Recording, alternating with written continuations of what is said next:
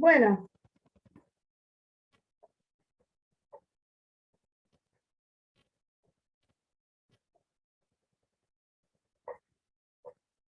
hoy es un día muy especial y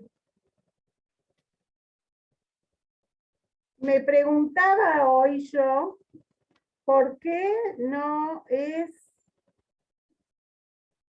un día oficialmente de fiesta. ¿Qué significa? Hay cosas que cuando son días festivos en la tefila, hay cosas que no se dicen. Por ejemplo, lo que se llama tajanún, todos los pedidos por los pecados. Y cuando pregunté si Hay Elul, que es hoy el 18 de Elul, se dice tajanún, me contestaron, eso va en el sentimiento. Y la verdad que personalmente creo que no solo para los Hasidim o los Hasidei Chabad, hoy es un día muy importante, sino para todo el judaísmo. Porque hoy nació el Baal Shem Tov, Rabbi Israel Baal Shem Tov y Rabbi Shneor Zalman de Liad. ¿Podemos imaginar un mundo sin Hasidut? ¿Podemos imaginar un judaísmo sin Hasidut? Imposible, imposible. Y entonces, les digo la verdad, es como que ya desde anoche, pero hoy a la mañana estaba como, me siento como, ¿viste cuando tenés un cumpleaños? ¿Sabés que tenés que ir a un cumpleaños? Y ya estás como de buen humor porque estás de cumpleaños, y ya te vestiste de cumpleaños, y estás preparada para estar y festejar el cumpleaños, no el propio, porque te invitan a un cumpleaños, y ya hay toda estás en un humor especial. Así me vengo sintiendo todo el día, pensando en este tema, pensando en este punto. En la tefilá de la mañana, en las primeras partes de la parte después de las bendiciones de la mañana, se dice un párrafo que dice, Ashreinu matov helkeinu, humanaim goraleinu. Y si dichosos somos por la parte que nos tocó, matov helkeinu, humanaim goraleinu, y qué agradable es nuestro destino, humaya fayerushateinu, y qué bella es nuestra herencia. Y la verdad que esto aplica tanto al día de hoy, tanto. Pero no significa esto, vuelvo a repetir, que esta es una fiestita particular a la que están invitados solamente los que tienen la chapita que dice Sojabat o Sojasit. Primero porque creo que casi no deben quedar judíos en el mundo que no hayan sido tocados por la varita del Hasidut. Incluso aquellos que se identifican y se llaman a sí mismos opuestos a la filosofía hasídica. Hoy ya, en realidad ya no queda esto, prácticamente. Y quien lo dice más por ignorancia que por otra cosa. ¿Qué es lo que aportó el Hasidut al judaísmo? Justamente la respuesta está en el nombre del día, en el número del día. Hoy es el 18 de Elul. 18 es Jai. Y Jai es vida. Justamente esto es lo que trae el Hasidut. Le da vida al judaísmo. El Hasidut no es que fue una cosa que Rabbi Israel Baal Shem Tov se sentó, inventó el Hasidut. No. Siempre estuvieron estas enseñanzas en la Torá, desde Moshe Rabbeinu. Moshe ya recibió todo en el Har Sinai. Simplemente lo que hizo el Baal Shem Tov fue revelarlo y empezar a difundirlo entre todos los Yehudim. Entre todos, ¿cómo se dice? Literalmente.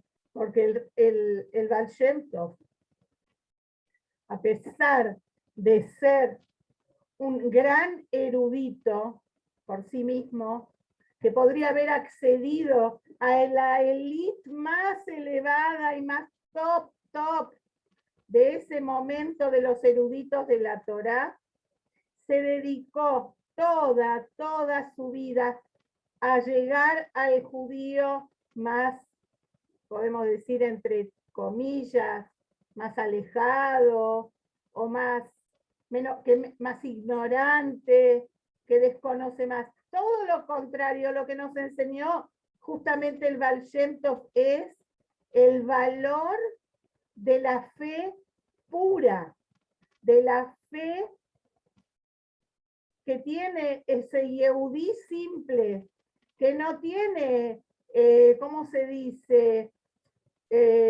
Bueno, no, como siempre me pasa, no encuentro a veces las palabras.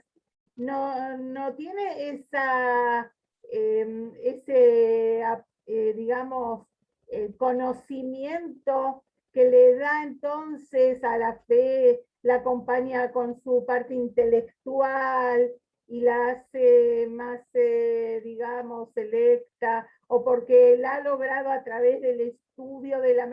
No, el Baal Shem Tov se acercaba especialmente a cada Yehudí, y sobre todo a aquellos Yehudim simples, que quizás no habían podido recibir educación judía, pero esa fe ardía en ellos con tanta fuerza, y él enseñó, y le enseñó a los grandes eruditos a valorar a esos Yehudim, a mostrar que la fe de esos Yehudim, en cierta manera, es más valorable y es más elevada que la fe del gran erudito. Y así él llegó a todos. Y después, 40 y pico de años después, nació alguien que iba a llevar el Hasidut a un nivel especial, en el que sea posible también intelectualizar la fe, de cierta manera. Y ese fue Rabbi Shniur Zalman de Liadi, el Alter Rebbe, el autor del Tania, que también nació el 18 de Elul hoy. Entonces, hoy tenemos dos cumpleaños muy importantes, estoy segura de que no solo hay Fabrengen en todo el mundo hoy, sino que en el cielo hay un enorme Farbrengen, y todas las almas están ahí presentes. Yo les voy a proponer lo siguiente, vamos a estudiar un poquitito más, vamos a avanzar un poquito más en lo que nos convoca, que es el tema de historia, y después vamos a volver con una reflexión de Hayedun. ¿Están de acuerdo?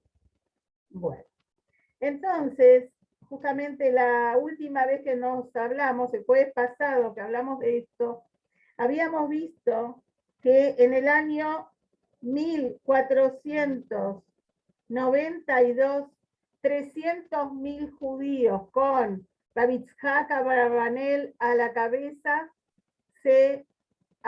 por lo menos tratan de abandonar España. Y dijimos también que otro grupo similar, otros 300.000 judíos, se van a Portugal creyendo que ahí van a poder encontrar tranquilidad. Lamentablemente no fue así. En cierta forma fue peor que en España, porque el rey los hizo convertir a la mayoría de ellos a la fuerza. A la fuerza. Y finalmente la Inquisición también llegó a Portugal.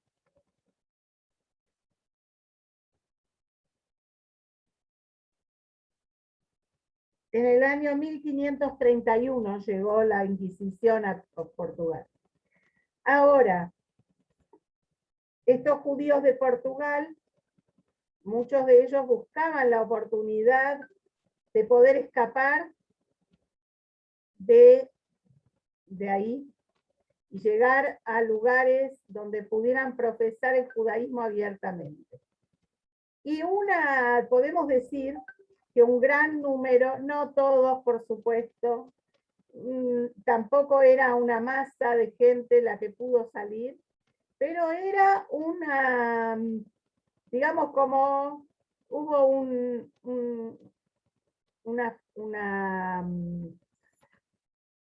corriente no muy fuerte, pero incesante, de judíos de Portugal, de judíos portugueses que iban abandonando en secreto,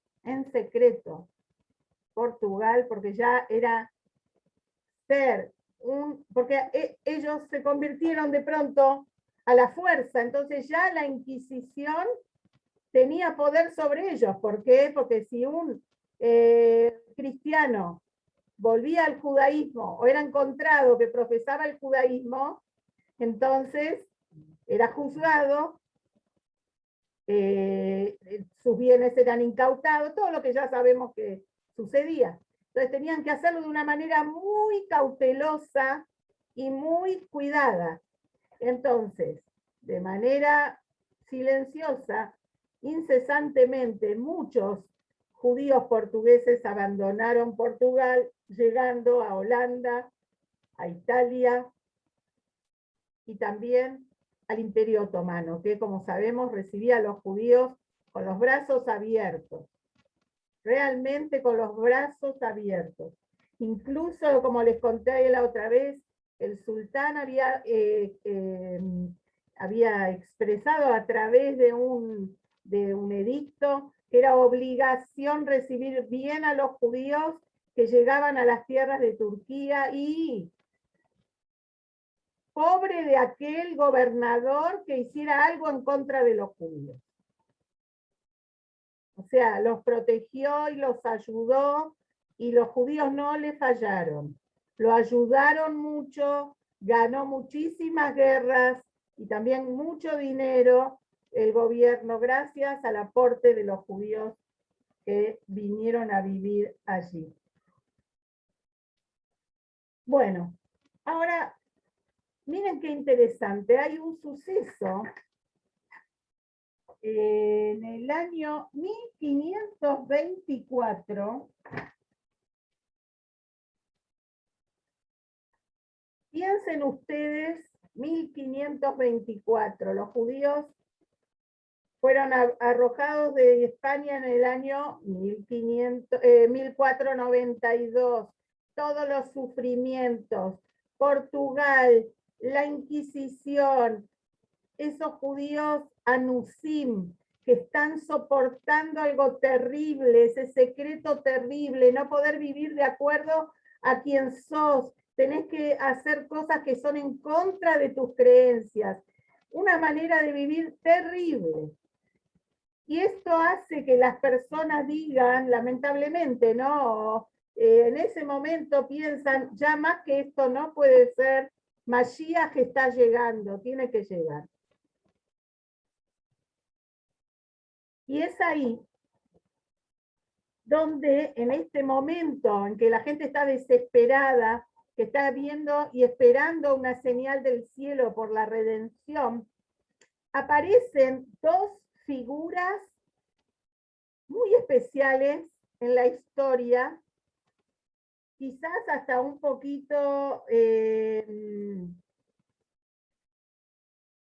atípicas, no un poquito, muy atípicas,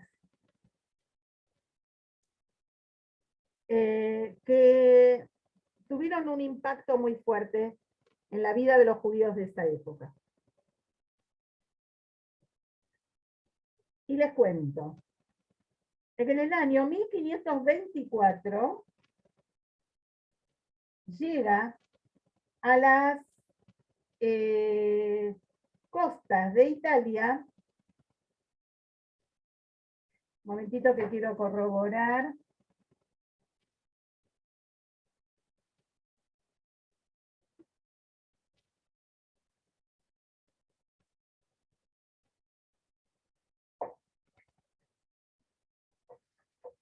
un señor que se presenta como David Arreubeni,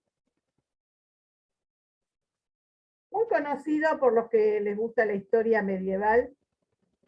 David Reubeni o David Arreubeni, en realidad sería lo correcto, llega desde, capaz que Arabia sería. Él cuenta que es el embajador del rey de un reino que su hermano Yosef es el rey y que lo envía.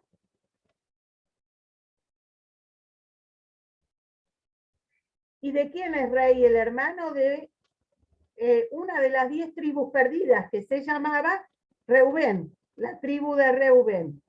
Por eso se hace llamar David Arreubeni.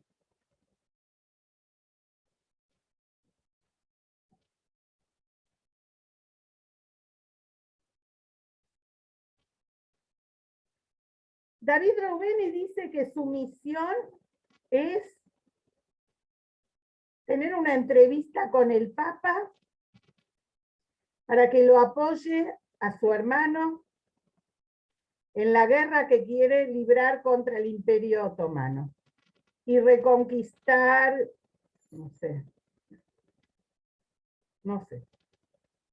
Aparentemente David Reubeni era un enviado, sí, de los judíos de India, que estaban pasando mucho sufrimiento y lo habían mandado a Europa como para conseguir ayuda.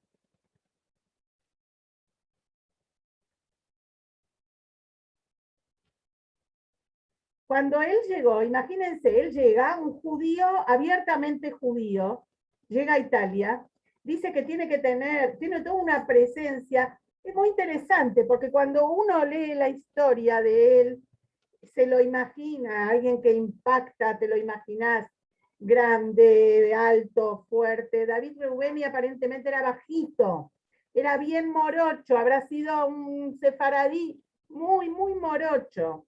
Sin embargo, tenía una personalidad muy, muy carismática, impresionó a quien se le cruzara con su manera de hablar, su seguridad, etc.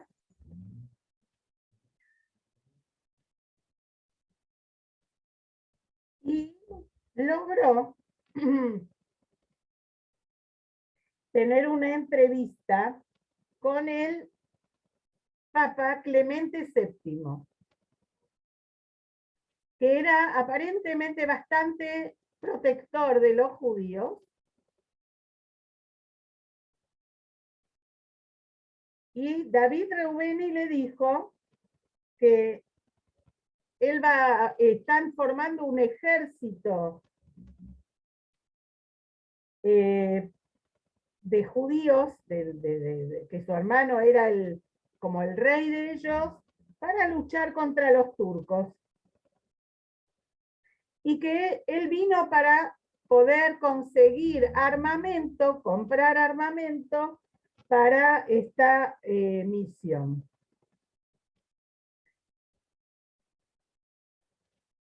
Imagínense que a pesar de que, como dijimos, era bajito y todo lo demás, la presencia de él, el cabello largo y todo, y le impresionó, cayó tan bien ante el Papa que le escribe 2 cartas de recomendación para el rey de Portugal y para el rey de Abisinia.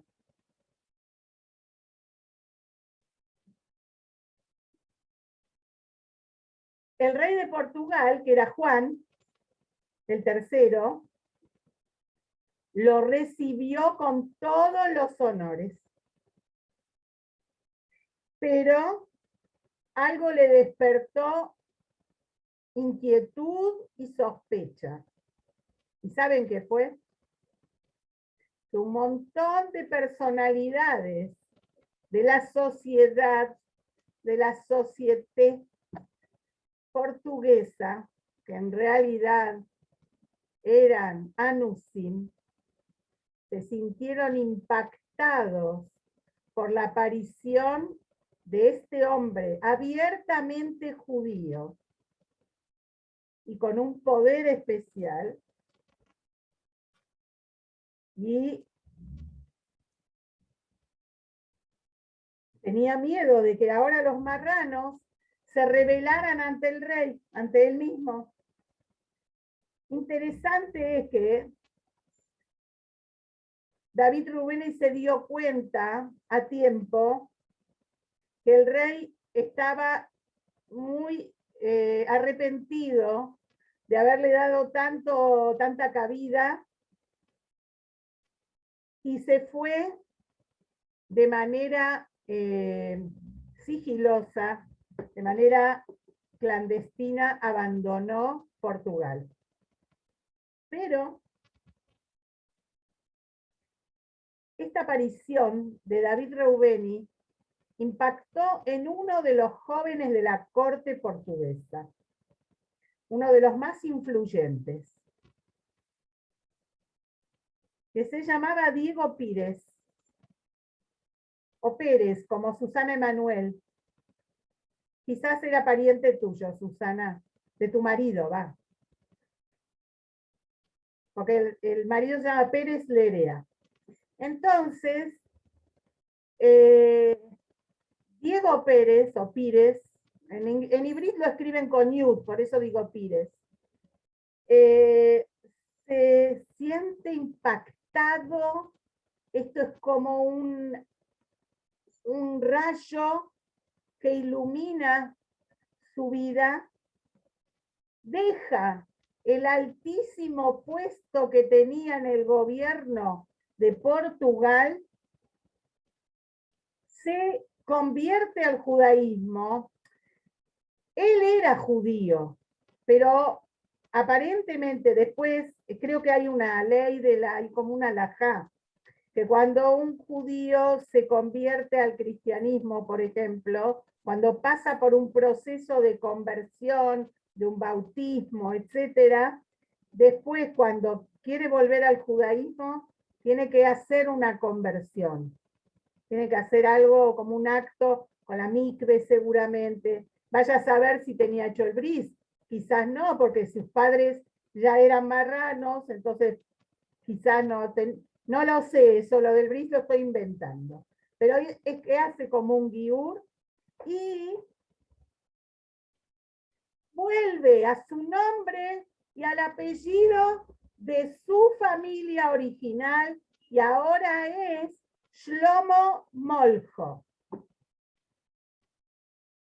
Que también hay Moljo hasta hoy en día, es un apellido del judío sefaradí. Acá creo que lo escriben Molo, con una H en el medio, pero es Moljo en realidad.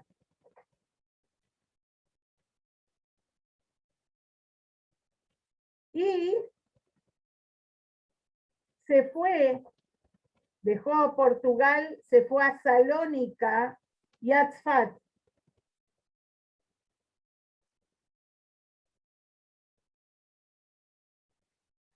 Ahí aparentemente tiene un síndrome.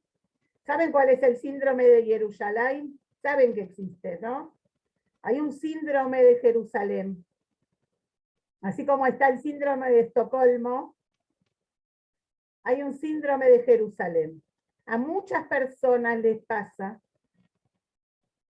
quizás que ya vienen con algún temita, ¿no? Previo, tienen una precondición, pero hay personas que les pasa que el estar en Jerusalén es tan fuerte y es un impacto tan fuerte que las personas empiezan a pensar, algunos, ¿no? Les pasa, que empiezan a pensar que son el Mesías.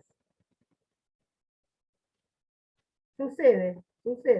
Se llama síndrome de Jerusalén.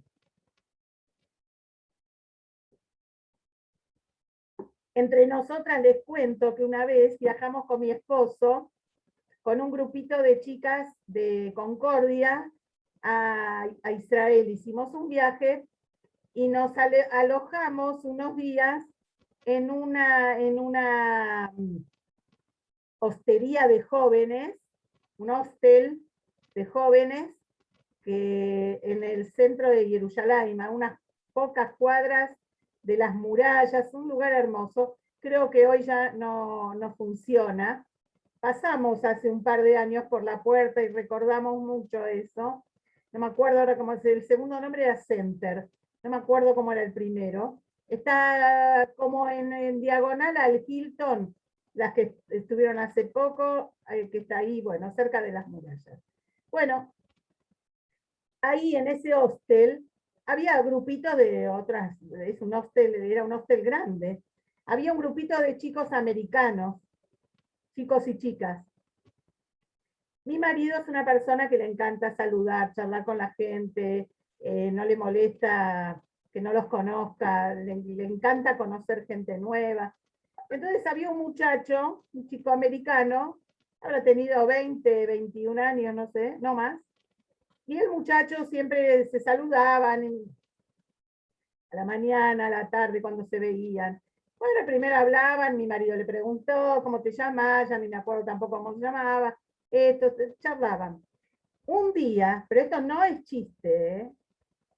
El chico se acercó a mi marido, después de una semana, póngale que estaba en Jerusalén, le dijo, Rabbi, sí, quiero decirte algo, pero es un secreto. Sí, me parece que yo soy el Mashiach. Así como escuchan. Era un chico que no era religioso, ¿me entienden?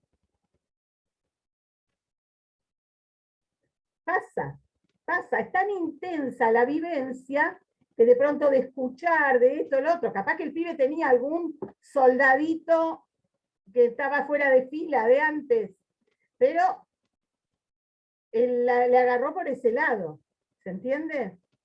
Bueno, esto como una nota de color. No sé, yo no sé lo que le pasó a Shlomo Molko. No soy nadie para juzgarlo, porque ahora van a ver.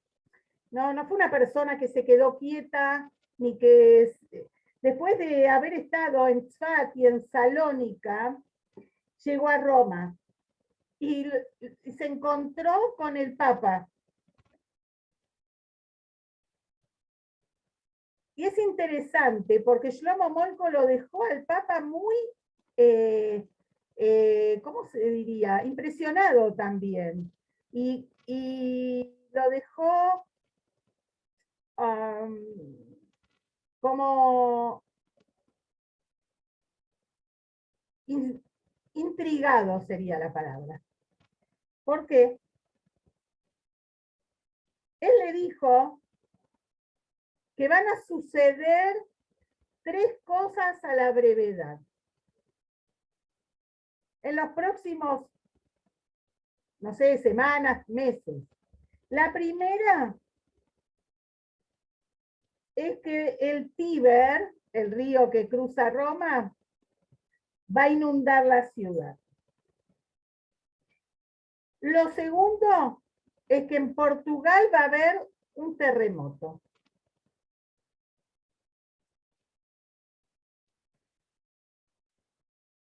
Y después que va a haber estrellas fugaces en el cielo.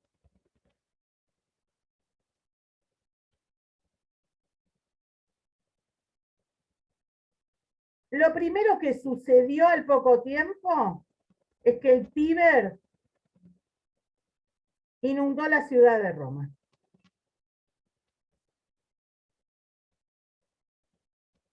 Y entonces Clement, cuando vio que se cumplió, lo mandó llamar a Moljo y lo invitó a vivir con él en el palacio.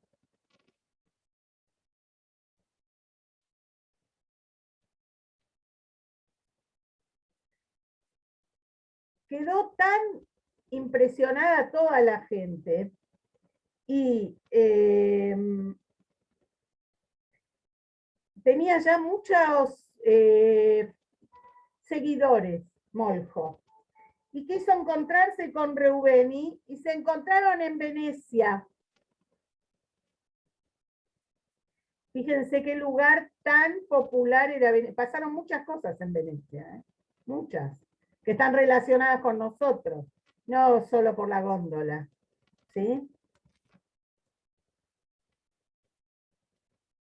Y a pesar de que este David Reubeni era la persona que había despertado en Shlomo Molcho ese deseo de ser judío, cuando se encontraron, el encuentro no fue muy lindo. No se pusieron de acuerdo. Porque Shlomo Molcho se dio cuenta que la historia de David Reubeni tenía muchas fallas, había muchos agujeritos que no se podían llenar.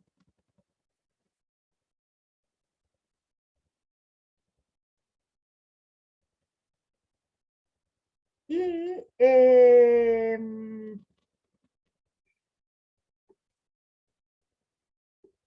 el tema de que Shlomo Molcho haya predecido sucesos y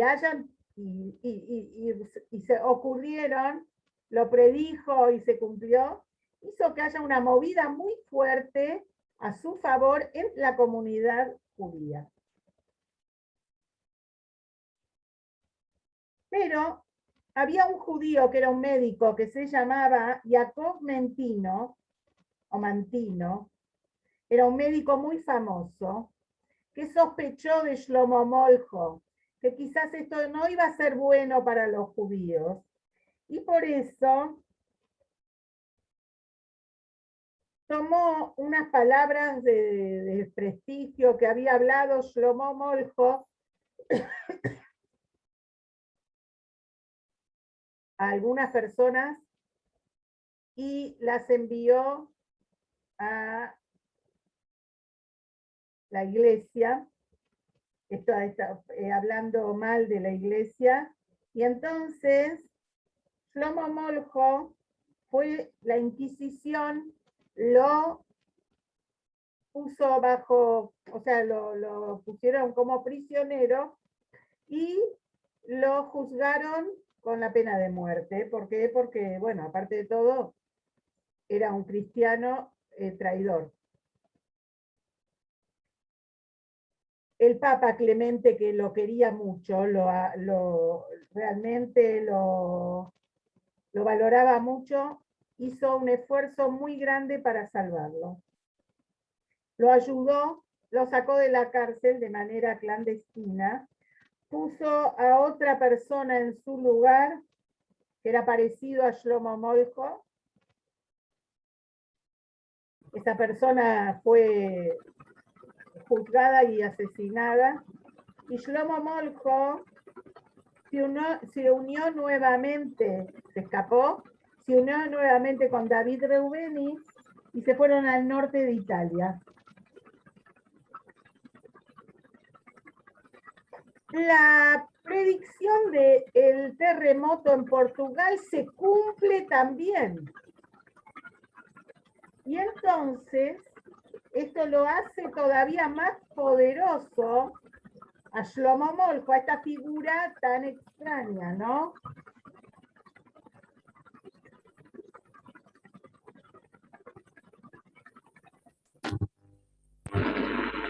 Y ellos dos se animan a algo, una movida muy peligrosa. Se van a ver al rey de Alemania, Carlos V. Todos escuchamos de Carlos V, ¿no?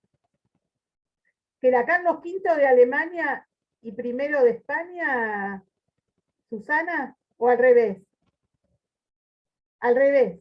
Carlos V de España y primero de Alemania. Por eso me acordaba que de uno era así. Se lo van a ver a él, al gran antisemita, al Carlos V.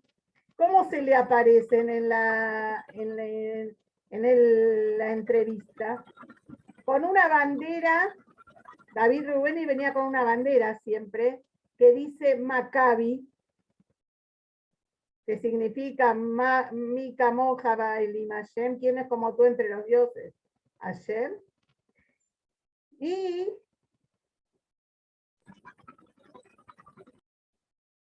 se presentan ahí, los dos judíos vienen ahí a verlo. ¿Qué era toda la intención? Convencer a Charles, a este Carlos, de que haga que incorpore un grupo de judíos para luchar contra los turcos. Pero lo que hizo Charles es meterlos en cana, diríamos en Buenos Aires, los metió en la cárcel, los mandó a Italia a que los juzgue la Inquisición. Y lamentablemente, Shlomo Moltke fue juzgado por la Inquisición como traidor. Por supuesto que le dieron la oportunidad de elegir entre volver al judaísmo, perdón, de volver a renunciar a su judaísmo y volver al cristianismo, cosa que él se negó totalmente y fue juzgado y sentenciado a morir como todos los pobres Anusim en un auto de fe, en estos famosos autos de fe, en donde él muere. Mora, perdóname, ¿puedes silenciar los micrófonos? Sí, a ver quién es. Ah, ya veo. Un minutito, se abrieron dos micrófonos.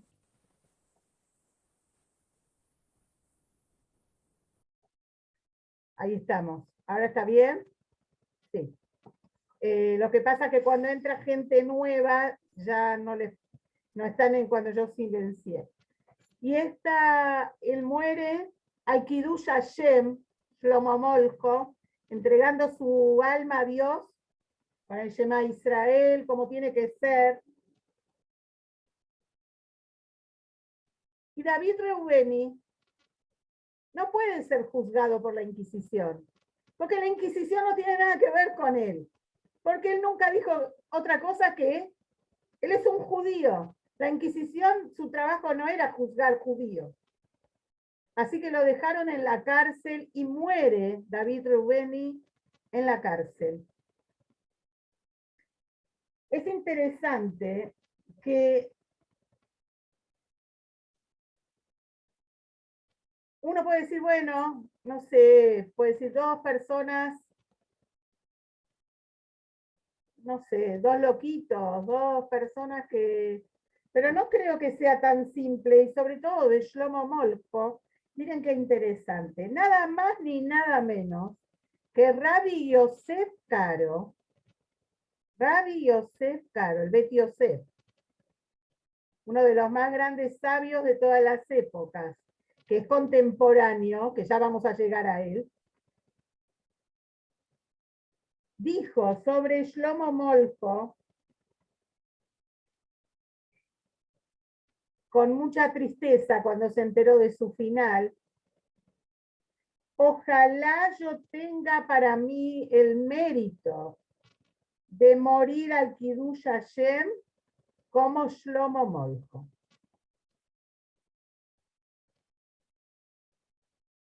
No sé si alguna de ustedes estuvo, la verdad que lo iba a hacer y no lo hice a esto de compartir unas fotografías porque vine muy tarde de Beit Hana y no alcancé a hacerlo. Yo había planificado mostrarles dos fotografías que tomé en el Museo Maisles, o algo así se dice, en Praga.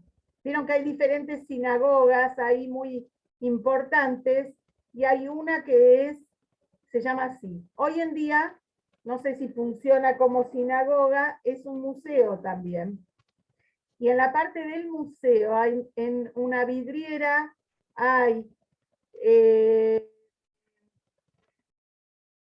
una túnica blanca que era de Shlomo Moltke. Me impresionó mucho verla. Y está la bandera de David Reubeni. Bli Neder, para la próxima se las voy a compartir la foto. O voy a buscar, por ahí se ve más linda que la mía. La foto mía, bueno, es con el teléfono enfocando la vidriera, pero se ve igual, entre otras cosas. Pero es una historia esta que me impactó desde muy chica. Yo me acuerdo que la primera vez que la escuché, tenía 11 años, cuando mi moré de historia la contó, y me impactó muchísimo, porque tenía que ver mucho con el tema del Mashiach, ¿verdad? Me impactó esa historia y me impactó otra que también tiene que ver aproximadamente con esa época, que es la historia del Arizal, la historia del Ari Kadosh con sus alumnos, cuando fueron un viernes a la tarde y el Arizal les dijo, ¿quieren ir conmigo a Jerusalén?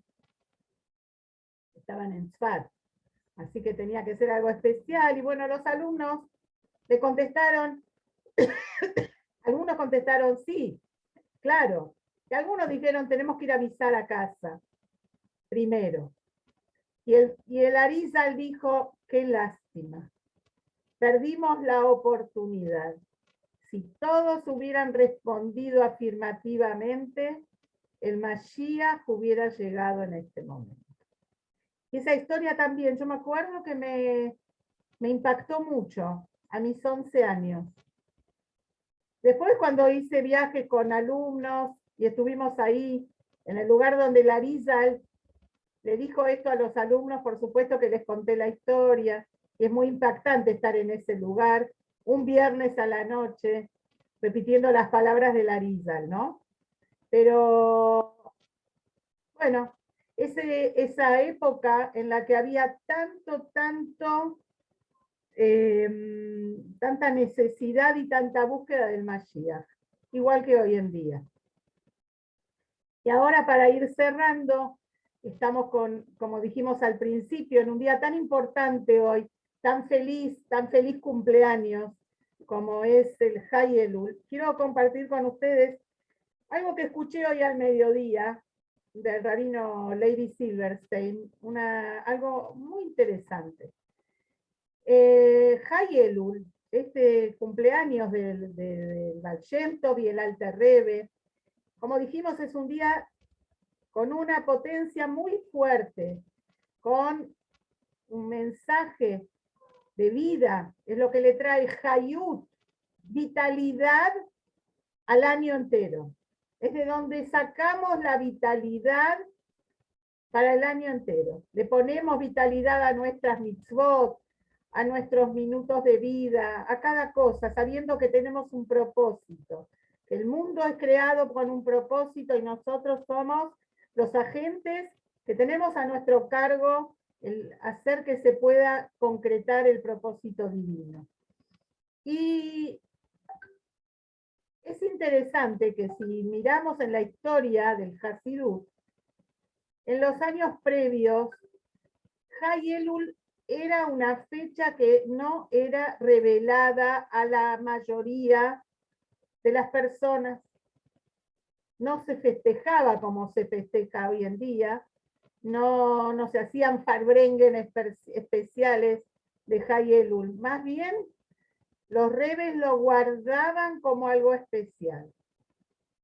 Sin embargo, hoy en día, en nuestra generación, la generación del rebe anterior, vemos que High Elul de pronto se hace algo conocido y nos dicen que es el tesoro que tenemos para todo el año, de ese tesoro es de donde sacamos las fuerzas, la vitalidad, la alegría para servir a Hashem todo el año. Entonces nos podemos preguntar, pero si es así, ¿por qué no estaba revelado antes? ¿De qué servía? ¿Por qué? Y ahora, ¿por qué está descubierto? Y entonces, para entender esto, voy a compartirles la anécdota que escuché. Había un señor, un comerciante muy exitoso, un hombre joven, en Manhattan, que tenía un emprendimiento que con el tiempo se hizo muy grande. Mucha gente trabajaba para él y tenía una empresa muy exitosa, muy exitosa. Y bueno, seguía trabajando, invirtiendo, agrandándose, pero en un momento se dio cuenta que las cosas no todo sale bien, hubo varias movidas que fueron negativas, equivocadas, y esto produjo que su negocio empezara a caer en picada. Y la verdad que estaba desesperado porque cada movida que él hacía para recuperar lo que tenía que hacer era negativo y era todo lo contrario, apresuraba la caída. Bueno, estaba desesperado y un día estaba sentado en un banco, en una plaza ahí en el Midtown, en Manhattan, sentado pensando cómo va a ser para salir de esto, cómo le va a decir a sus empleados que en realidad están muy mal, que están por perder el trabajo, que esto, que lo otro. Estaba muy amargado y ensimismado y no se dio cuenta que un hombre mayor se acercó al donde él estaba sentado y le empezó una conversación. Entonces le dijo, veo que estás muy preocupado. ¿Qué te pasa? Contame. Entonces este hombre dijo, que pierdo. Más sí, le cuento. Estaba tan mal. Y le contó todo lo que le estaba pasando. Este hombre le dijo, ¿ese es el problema? Eso no es un problema, yo te voy a ayudar. Veo que sos una persona que se ve confiable, que te preocupás por la gente que trabaja para vos. Así que sacó la libreta de cheques y le hizo un cheque por $500,000, en ese momento era mucha plata, y firmó, ¿quién era? Rockefeller. ¿Qué tal? No todos los días te encontrás en la plaza con Rockefeller, ¿no? Bueno, él se encontró. Entonces agarró, no sabía cómo se lo voy a devolver. Dice, ¿sabes qué? En 6 meses nos encontramos en este mismo lugar, a esta hora, y me devolves. Bueno, este hombre, ya con un cheque de $500,000 de respaldo, ya sintió que tiene fuerzas de vuelta. Volvió a la oficina, empezó a pensar cómo puede salir, a ver, ya tiene un respaldo, estaba súper entusiasmado, empezó una maniobra, otra maniobra, todo le empezó a andar bien, todo. Y estaba tranquilo, ¿por qué? Porque tenía el cheque en la caja fuerte, cualquier cosa, si algo sale mal, con este $500,000 puedo indemnizar a mis empleados, o no sé qué habrá pensado. Bueno, y siguió y con una alegría, un entusiasmo, cada vez le iba mejor, hasta que finalmente ya tenía el $500,000 para devolver y estaba re contento. No veía el momento que llegara el día para encontrarse con Rockefeller otra vez y devolverle el cheque, que nunca había utilizado. Lo tenía en la caja fuerte, le estaba tranquilo que estaba ahí. El recurso lo tenía. Bueno, pasaron 6 meses, él agarró el cheque, llegó ese día, y a la hora señalada se fue ahí a Midtown, se sentó en el banco a esperar a Rockefeller. Pasa 1 hora, pasan 2 horas, el tipo no aparece, Rockefeller. Dice, bueno, está bien, es un hombre muy ocupado, pero $500,000 no es, está bien que es tan rico, pero bueno. A las 3 horas lo ve venir a este hombre, a Rockefeller, del brazo de una enfermera. Se ve como que está así medio, qué sé yo. Entonces, bueno, se acerca corriendo y le dice, señor Rockefeller, ¿qué pasó que no llegaba? Entonces la enfermera le dice, ¿qué? ¿A usted también le dijo que es Rockefeller? No, es un paciente psiquiátrico este señor. No es Rockefeller. Entonces, bueno, de todas maneras, él ya se había recuperado. Él ya, ¿por qué? Porque tenía el respaldo. Como tenía el respaldo en la caja fuerte, estaba tranquilo, que cuando iba a necesitar, iba a sacar lo que estaba ahí esperándolo. Eso es Hayelul. Hayelul es el tesoro que cada judío tiene, la vitalidad, para la fuerza, la alegría para poder servir a Hashem. Todo el año servimos a Hashem.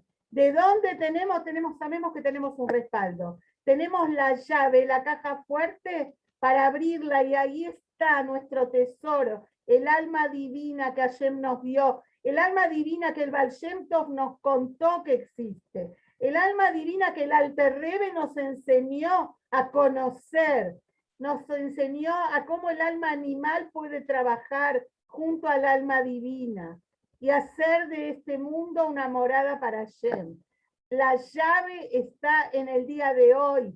Hoy es el día del tesoro, el día de la alegría que tenemos que tener y saber que a partir de hoy, como dijimos el otro día, las que estaban, faltan 12 días exactamente para Rosh Hashanah.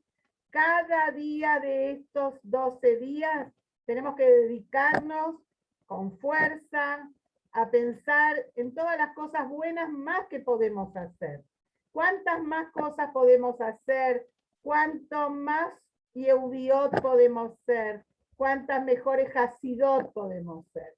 Agregar lo que podamos, mejorar lo que podamos y sobre todo pedirle a papá, al rey, al Avinu, Malkeinu, que nos dé un Tibaba Hatimat Tová, Leshana Tová, un Metuká, un año de Mashiach, ya.